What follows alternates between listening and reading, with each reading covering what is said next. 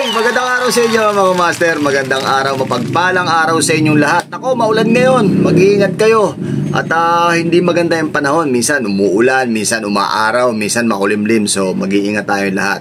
Sa lahat na may mga ride ngayon, huwag niyong kalilimutan na magdala ng raincoat. Alright? Maraming salamat sa inyo, sa inyong pagsubaybay, at maraming salamat sa mga bago nating subscriber. So simulan na natin to, pero bago natin simulan to, ano nga ba yung topic natin? Magbi-video reaction lang tayo sa ating mga nakikita ngayon sa ating FYP, sa mga FB page natin. Pero bago ang lahat, shoutout muna kay Sir Junel, at shoutout muna kay Ate Felosano, at shoutout muna sa ating mga bagong subscribers na mga nakasama ngayon at sa TikTok, sa FB page, sa YouTube channel.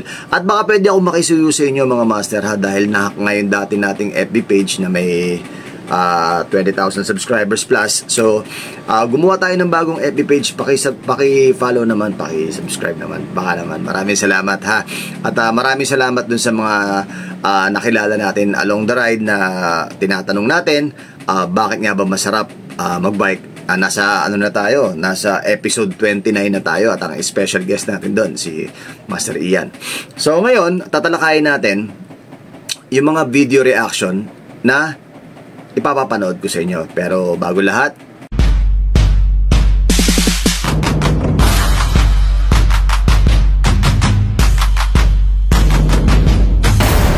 ayun na. Sa mga nakalipas na araw, mga nakalipas na buwan, meron tayong mga nababalitaan na hindi na natin magandang pangyayari. So ako, sa akin, nalulungkot ako kasi hanggang ngayon meron pa rin mga bagong siklista, or hindi natin alam kung bago o sadyang makulit lang talaga sa kalsada.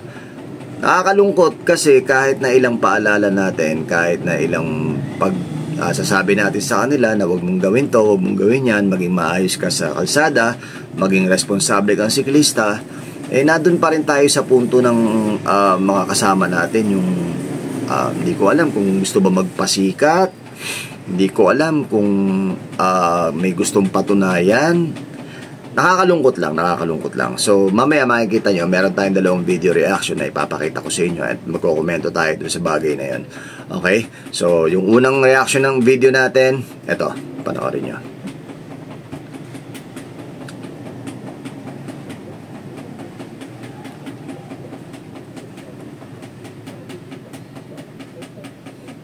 Ayun na, nakita nyo, diba, parang busy street yan Tapos hindi ko alam kung fixie, hindi ko alam kung road bike, o hindi ko alam kung single speed. Yan dalawang yan, nagkakarirahan sila, malinaw, hindi ko alam kung saan yan nagkakarirahan sila, yun lang ang malinaw sa atin. Nagbabakbakan sila, so ginagaya nila yung Premium Rush. So yung Premium Rush, syempre movie yun. Nagbabakbakan sila sa daan, tapos sa pagbabakbakan nila, dahil wala na silang malusutan doon sa tamang lane nila, nag-counterflow sila. So sa pag-counterflow nila, tinamaan nila yung isang sasakyan. Sumalpok yung isang rider doon sa isang sasakyan. Nakakalungkot lang isipin kasi dito sa bansa natin, sa batas natin dito sa Pilipinas, kahit na ikaw ang may kasalanan, kung ako yung bisikleta, kung pawarde-warde ako sa aking pagbibisikleta, tapos na-disgrasya ako, bumangga ako kung kanino man, yung pinagbanggaan ko, siya yung may kasalanan. Bawa tricycle, bawa jeep, halimbawa kotse, siya yung may kasalanan. Kasi ganun dito sa atin.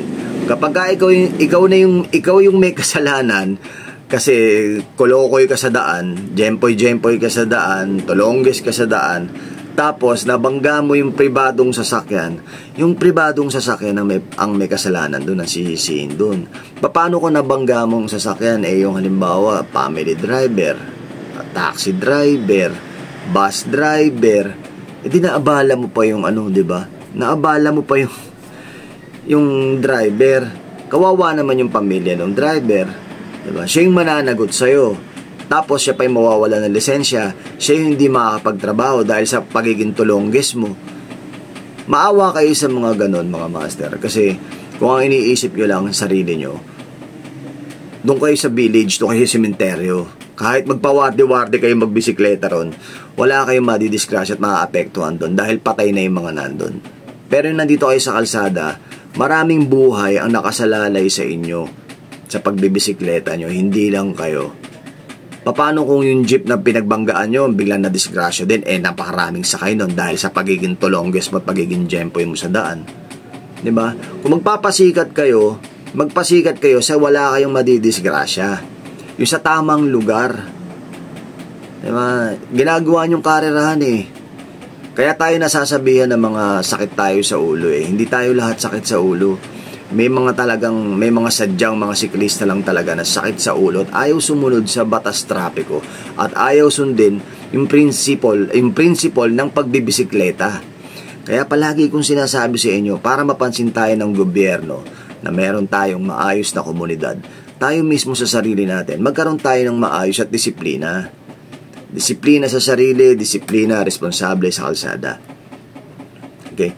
Kasi paano tayo bibigyan ng probetsyo ng gobyerno, probetsyo ng bawat LGU kung nakikita nila na tayo mismo ang gumagawa ng gulo sa daan? Kung tayo ay may maayos sa kalsada, kung tayo ay sumusunod sa batas trapiko, kung tayo ay responsableng siklista sa daan, mabibigyan tayo ng pagkakataon, nabigyan tayo ng sarili nating daan. Huwag na tayong tumulad sa mga tinatawag nilang kamote rider na mga nakamotor. Hindi naman lahat ng rider na nagmumotor kamote. May mga matitino at may mga kaibigan tayong mahuhusay at matitino magmotor. Sa bisikleta, ganun din naman. Hindi naman 100% mga kolokoy at mga tulongges mga jempoy. Hindi. Halos karamihan din naman kahit papano matitino at maayos magbisikleta yung mga kaibigan natin. Okay? Kaya ako sa akin ang panawagan ko every time na lagi ako papakita sa inyo ng upload ko, especially kapag nasa EDSA. Napanood nyo na ba yung EDSA natin? So lalabas yung this week. Ang lagi ko sinasabi, tayong mga influencer, kayong mga influencer, nakikiusap ako sa inyo na tumulong kayo sa pag-build ng community na maayos na pagbibisikleta. Tumulong kayo at magpakita kayo ng maayos kung paano maging maayos na siklista. Maging responsable tayo at tumulong tayo sa mga kapwa nating siklista na magkaroon ng maayos na kaisipan.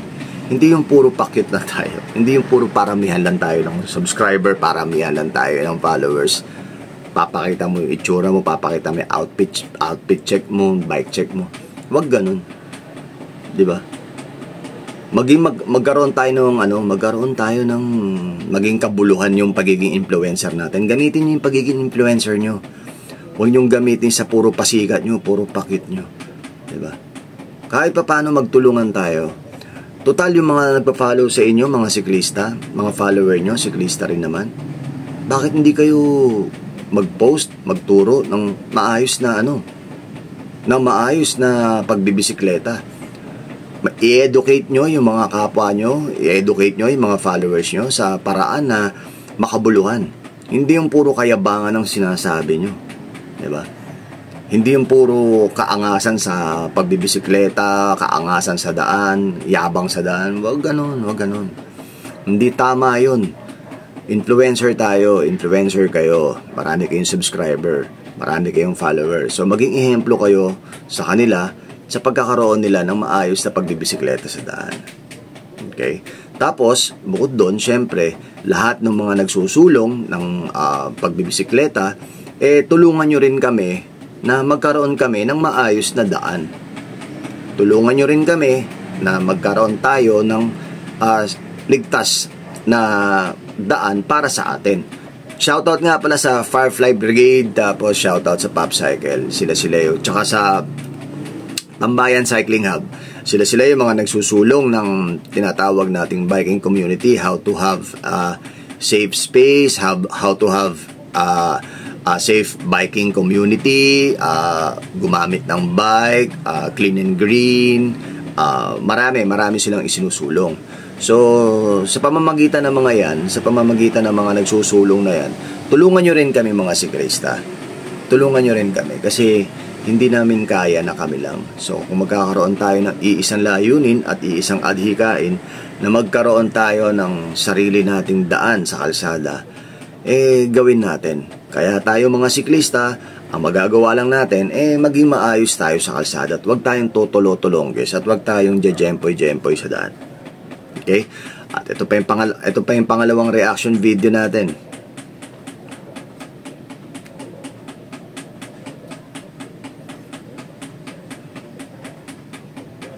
Yan. Nakikita nyo? So, tandaan nyo kapag nasa daan tayo, especially pag nasa daan tayo, nasa major highway, minor highway, major street, minor street, or secondary street, tatandaan nyo palagi, huwag kayong gigitna. Magstay lang kayo sa kanan. Magstay lang kayo sa slow lane. Kasi even though wala siyang bike lane, as much as nasa side ka, road bike ka man, gravel bike ka man, MTB ka man, fat bike ka man, or folding bike ka man, dito lang kayo sa kanan. Sa kanan lang kayo. Wag na kayong makipagrat-ratan at makipagbakbakan pa. Kung tutulo-tulong kayo sa daan, hindi niyo naman nakita gaya ng nasa video. Tingin tayo sa kaliwat kanan bago lumiko. Tumingin muna tayo sa kaliwa kung kakaliwa tayo. Tumingin tayo sa likod kung kakaliwa tayo. Tumingin tayo sa likod kung kakanan tayo. Every now and then, tumingin kayo sa kaliwat kanan nyo o tumingin kayo sa likod nyo kahit hindi kayo kakaliwa, kahit hindi kayo kakanan. Bakit? Kasi safety yun eh. Yun yung tinatawag na unwritten rule kapag tayo ay nagbibisikleta, kapag tayo ay nagdadrive. Kahit nga nagmumotor eh. Unwritten rule yun kapag tayo ay driver. Lagi tayong titingin. Kapag nasa kotse ka, lagi kang titingin sa rear view mo. Pag nasa kotse ka, titingin ka left and right mo. So, unwritten rule yun sa pagiging driver. Dapat ganun ka rin sa pagiging siklista. Sa pagiging siklista, bago ka lumiko, titingin ka muna. Bago ipaling ang manibela, tingin muna sa kaliwa, tingin muna sa likod. Hindi yung pagkaliko, hindi yung liliko ka muna bago ka titingin. Bumangga ka na. Gaya na nangyari dyan. Di ang may kasalanan dyan, yung bus. Diba? Ang may kasalanan yung sasakyan. Kasi, kahit pasabihin mong ganong kaingat yung mga nasa paligid natin, tapos ikaw naman tutulo-tulongges, maaabala mo sila. Madidisgrasya mo sila. Nakakaawa naman. So, yun lang ang sa akin. Kaya lagi ako nagsusulong ng pagkakaroon natin ng pagiging responsableng siklista. Okay? Ngayon, kung umabot ka sa punto ng video na to, sana i-share mo doon sa mga kaibigan natin kung ano yung mga dapat natin gawin pag nasa kalsada tayo, kung ano yung mga dapat at hindi dapat gawin. Okay? Comment ka lang kung ano yung gusto mong pag-uusapan natin yan. Okay, kung umabot ka rito, isang subscribe lang, paki-follow lang ang ating FB page, paki-follow lang ang ating TikTok at ang ating IG. Bike Talk with Papa Jack, iisang ano lang yan, iisang title lang lahat ng mga ano natin. So, maraming salamat sa pagsubaybay nyo. Kahit papano, makapagbigay tayo ng malinaw na reaksyon sa ating mga nakikita. Na sana mabawasan at sana hindi na maulit pa yung mga nangyayaring ganyan. Okay, napakaganda ng ating cup nga pala. Ito nga pala yung cup natin. Diba? So, eventually magkakaroon tayo nito, magsisale tayo nito, magbebenta tayo sa TikTok. Ipopost ko na lang sa ating FB page. Okay? Yun lang mga master, isang mabilisan lang yun para at least kahit pa paano maliwanagan at sa mga nakakalimot sa ating mga dapat gawin bilang isang siklista, isang paalala lang to. Alright? Shoutout muna nga pala sa ating mga kasangga na patuloy na umaalalay at sumusuporta sa atin. Shoutout nga pala dito sa Rock and Roll, shoutout sa Stingray Therapeutic Spray, shoutout sa Pack Gear Outdoor, sa Lagalag, sa Kaliko Toys. Shoutout sa inyong lahat. Alright, mabuhay kayo. God bless. Palaging tandaan, mahirapan pero hindi susuko. Ako po si Papa Jack at narito ka ngayon sa Bike Talk with Papa Jack. At palaging tandaan, humingi sa Diyos ng gabay para sa ating paglalakbay. Ciao.